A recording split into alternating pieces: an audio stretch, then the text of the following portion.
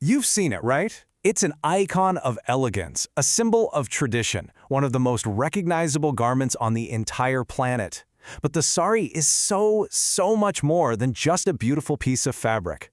It's a story, literally woven over millennia. Okay, let's dive into this. So that's the big question we're going to unravel today.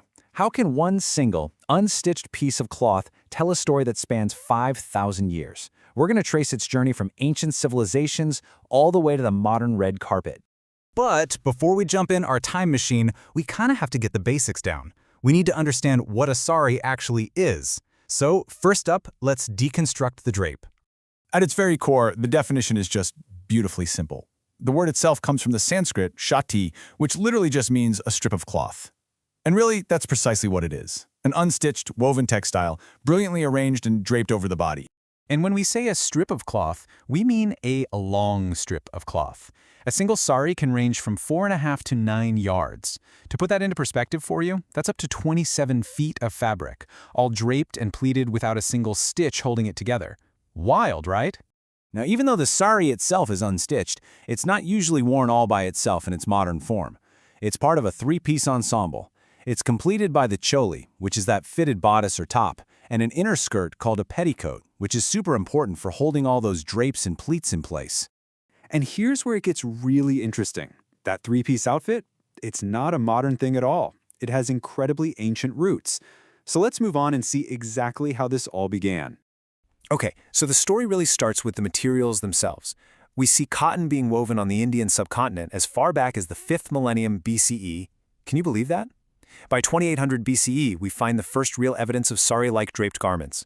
But the crucial point comes in the 6th century BCE, where early Sanskrit literature describes a three-piece attire for women. And then, by the 1st century CE, a key component, a kind of chestband, evolves into what we now know as the choli. And this slide just illustrates the evolution perfectly. The ancient antariya, a lower garment, is the direct ancestor of the modern petticoat. The stanapata, that chestband we just talked about, evolved into the choli, and the uttariya, which was a kind of shawl worn over the shoulder, is the forerunner of the sari's famous decorative endpiece, the pallu. You can see the direct line. So, the sari we know today is basically this creative, brilliant fusion of those three ancient pieces into one. But, and this is a big but, that fusion didn't just happen in one way. This brings us to the incredible art of the drape. Yeah, forget one size fits all. There are over 80 documented ways to drape a sari. 80! Each style tells a unique story about a region's culture, its climate.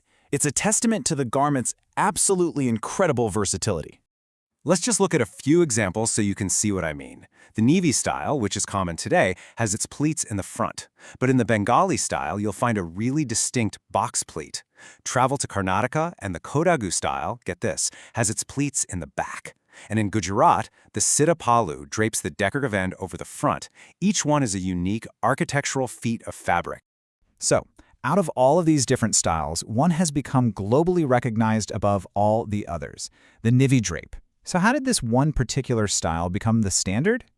The Navy drape, which comes from the Deccan region, gained immense popularity thanks to two major influencers of their time: Indian royalty, who adopted it as a fashionable statement, and the celebrated artist Raja Ravi Varma.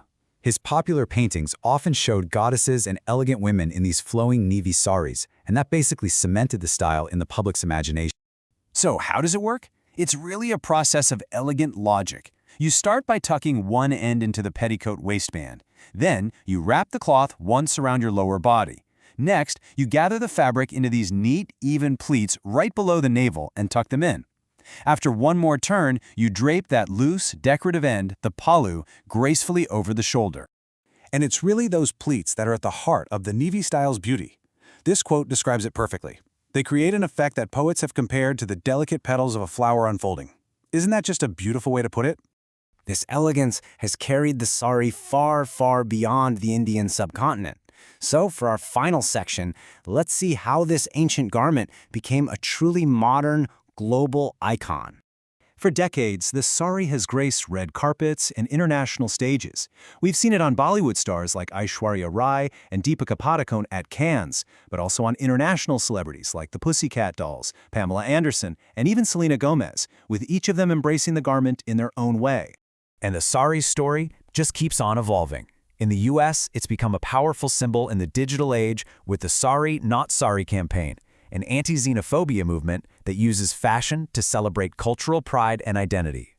Which brings us right back to our big question. After a 5,000-year history, from a simple strip of cotton to a political statement, the sari proves that a garment is rarely just a garment. It's a story woven through time, a statement of identity, and a symbol of enduring grace. Makes you wonder, what will its next chapter be?